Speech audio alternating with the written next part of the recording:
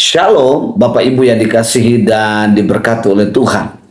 Bapak Ibu, kita sering mendengar kalimat ini, yaitu kekhawatiran adalah hal manusiawi. Dan hari ini saya ingin menyampaikan ini tentang hal kekhawatiran. Dan dasar firman Tuhan yang saya ambil hari ini adalah Matius pasal 6 ayat 25 sampai pada ayat yang ke-34. Di dalam ayat ini membahas tentang apa sih kekhawatiran. Nah, Bapak Ibu, sebelum kita membaca firman Tuhan ini, sebelum kita bersama-sama belajar menggali lebih dalam tentang kebenaran firman Tuhan ini, sehingga kita menemukan suatu kekuatan, sehingga kita bisa menemukan suatu jalan keluar dari apa yang kita hadapi, dari kekhawatiran yang kita sedang alami hari-hari ini. Kira-kira apa saja yang orang khawatirkan selama ini? Atau apa saja yang orang-orang pada umumnya khawatirkan dalam dunia ini?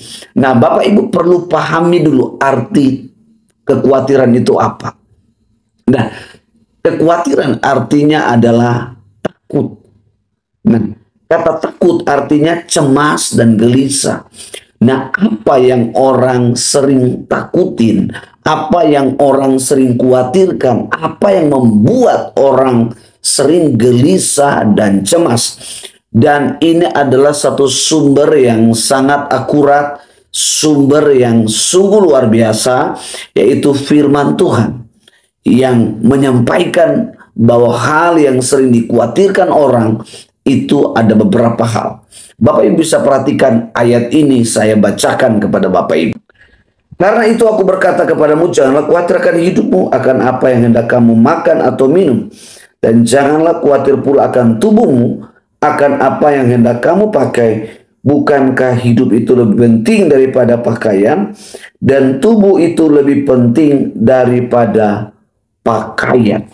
Kalau dari ayat 25 sampai pada ayat 26 ini, yang sering orang khawatirkan itu, yang pertama adalah soal makan dan minum. Makan dan minum ini bicara tentang kebutuhan jasmani yang kita sering, yang kita konsumsi setiap hari. Sesuatu yang tidak jauh dari hidup kita. Bapak Ibu, sesuatu yang sangat dekat dengan kebutuhan hidup kita. Itulah yang sering membuat manusia ini khawatir, takut, gelisah, dan cemas. Yang kedua adalah soal pakaian. Ini soal penampilan. Ini bicara tentang soal gaya hidup.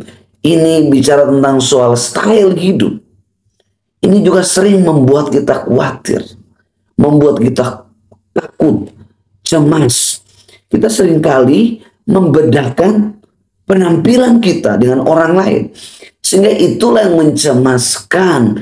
Sehingga itulah yang membuat kita khawatir. Sehingga itulah yang membuat kita takut.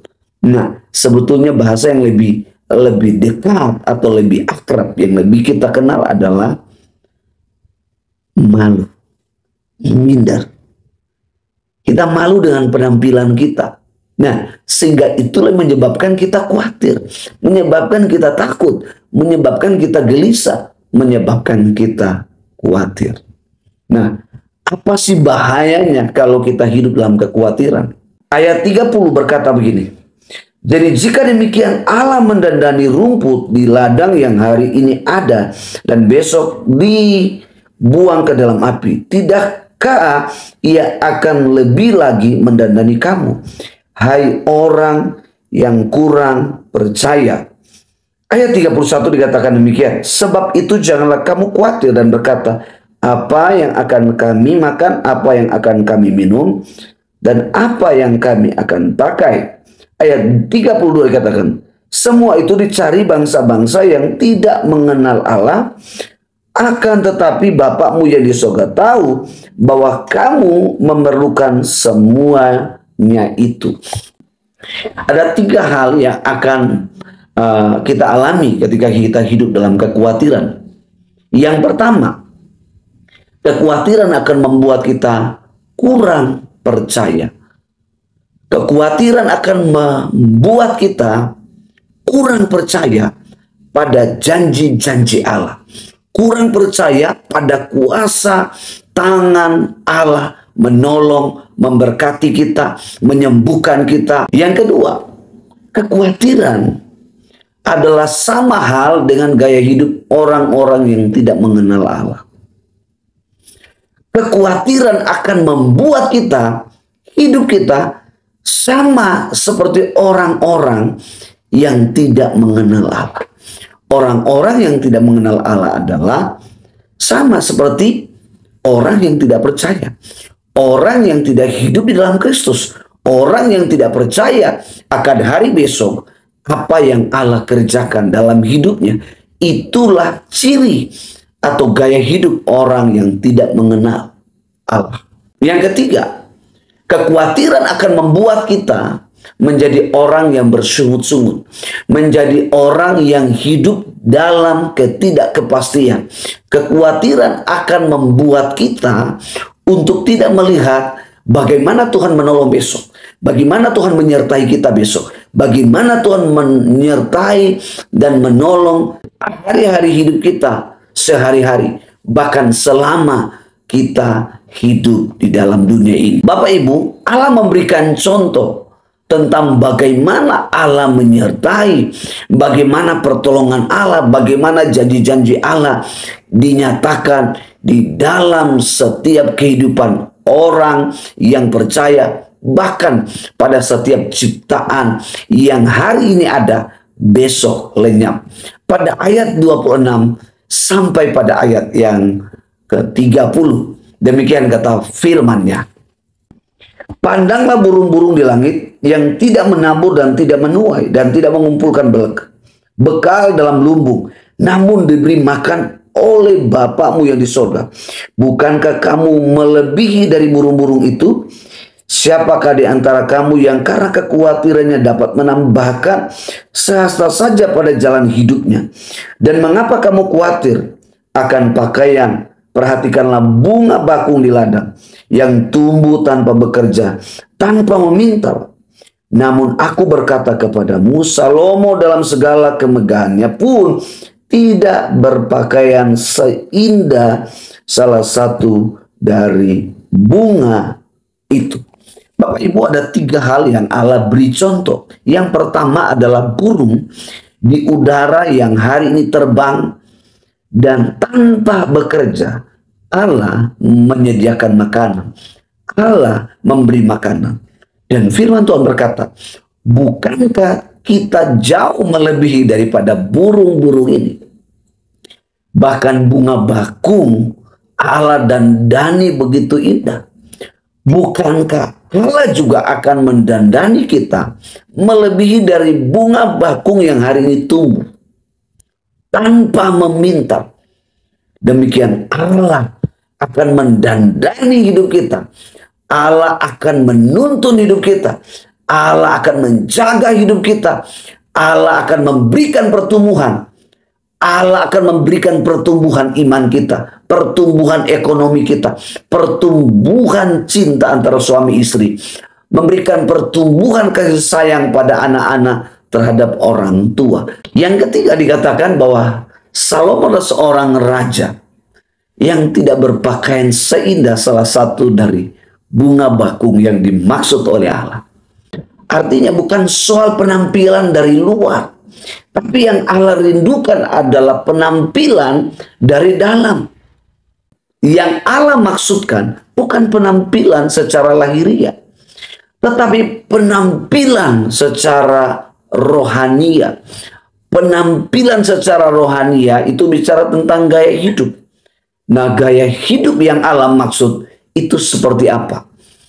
Dan saya percaya kalau gaya hidup ini ada dalam kehidupan orang percaya, maka ini akan menjadi sebuah kekuatan untuk mengusir segala kekhawatiran, segala ketakutan di dalam hidup kita selama ini. Soal makan dan minum, soal penampilan, soal kebutuhan lahiriah, bahkan soal kebutuhan apapun yang selama ini menghantui, membuat kita khawatir, gelisah, dan takut. ayat 33. Dikatakan apa? Carilah dahulu kerajaan Allah dan kebenarannya, maka semuanya itu akan ditambahkan kepadamu. Bapak Ibu, sekali lagi bacakan ayat ini. Tetapi carilah dahulu kerajaan Allah dan kebenarannya, maka semua itu akan ditambahkan kepadamu. Jadi Bapak Ibu, sebelum tiba pada kesimpulan bahwa kekhawatiran adalah gaya hidup orang yang tidak percaya. Tetapi orang yang hidup dalam iman akan menghasilkan sebuah gaya hidup, yaitu gaya hidup kerajaan Allah. Kerajaan Allah bukan bicara tentang domain, bicara tentang wilayah, sorga itu sendiri. Tetapi kerajaan Allah yang dimaksud dalam ayat 33 adalah sistem pemerintahan Allah. Itu sebabnya di dalam bahasa Inggris kata kingdom itu terdiri dari dua kata, domain dan kingdom. Jadi pada waktu Yesus menyampaikan kerajaan Allah, Yesus tidak berbicara tentang wilayah sorga, tetapi bagaimana sistem kerajaan Allah itu dihadirkan oleh Tuhan Yesus dalam dunia ini. Domain itu adalah keluarga kita. Domain itu adalah tempat di mana manusia hari ini tinggal, yaitu di bumi. Domain itu juga bicara tentang bisnis kita. Domain bisa juga bicara tentang pernikahan kita. Domain juga bicara tentang pendidikan anak-anak kita. Allah rindu supaya kerajaan Allah itu hadir bukan hanya di bumi, tapi hadir dalam setiap aspek kehidupan, bahkan di dalam pribadi kita. Nah, bagaimana supaya sistem kerajaan Allah itu menjadi gaya hidup, hadir dalam hidup kita? Yang pertama, Bapak Ibu harus menghadirkan raja itu sendiri. Karena sistem pemerintahan Allah itu adalah milik daripada raja itu sendiri, yaitu Tuhan Yesus Kristus. Saudara harus ada di dalam Dia. Tanpa saudara ada di dalam Dia, saudara tidak akan hidup dalam sistem pemerintahan Allah atau kerajaan Allah. Dan di dalam sistem pemerintahan Allah akan tercipta yang namanya gaya hidup kerajaan Allah, pola hidup kerajaan Allah. Karena sistem pemerintahan Allah akan membawa hidup kita berpola pada kerajaan Allah. Kristus yang ada di dalam hidup kita sebagai raja, dialah yang akan membawa kita, hidup kita tidak lagi berpola kepada dunia ini. Kenapa? Karena dunia setelah Adam dan Hawa jatuh ke dalam dosa, dunia ini dikuasai oleh kerajaan kegelapan. Itu sebabnya kita seringkali menghidupi cara kerajaan kegelapan, yaitu hidup dalam kekhawatiran. Iblis sering mendakwa kita, kamu miskin, kamu susah, kamu gagal, kamu nggak akan bisa. Tapi kalau saudara hidup dalam sistem pemerintahan Allah, hidup di dalam pola kerajaan Allah, hidup di dalam sistem pemerintahan Allah, maka pola kekhawatiran itu tidak akan ada di dalam hidup saudara. Ayat 33 dikatakan apa? Saudara harus punya action, saudara harus punya tindakan. Saudara datang kepada Kristus, menyembah Dia. Saudara datang berdoa ke gereja. Saudara datang melayani. Saudara datang beribadah. Itu adalah salah satu bukti tindakan dari iman kita. Untuk apa? Mencari yang namanya kerajaan Allah. Saudara harus sampai di sini dulu. Kerajaan Allah adalah berbicara tentang sistem pemerintahan Allah yang ada di dalam Kristus, yang dibawa oleh Tuhan Yesus Kristus. Dan oleh sistem pemerintahan Allah itulah Allah rindu supaya kita dapat hidup di dalamnya. Karena oleh sistem pemerintahan Allah ini, maka hidup kita akan berpola bukan lagi pada dunia yang penuh dengan kegelapan, yang dikuasai oleh kerajaan kegelapan. Rajanya adalah namanya Diabolos. Raja namanya adalah setan. Dia yang selama ini mengikat kita, selama ini menggerogoti manusia. Dia yang selama ini mendakwa manusia, membuat manusia hidup dalam kekhawatiran, dalam ketakutan. Tetapi Yesus yang akan membuat hidup kita berpola pada kerajaan Allah. Dan pola kerajaan Allah itu adalah kebenaran.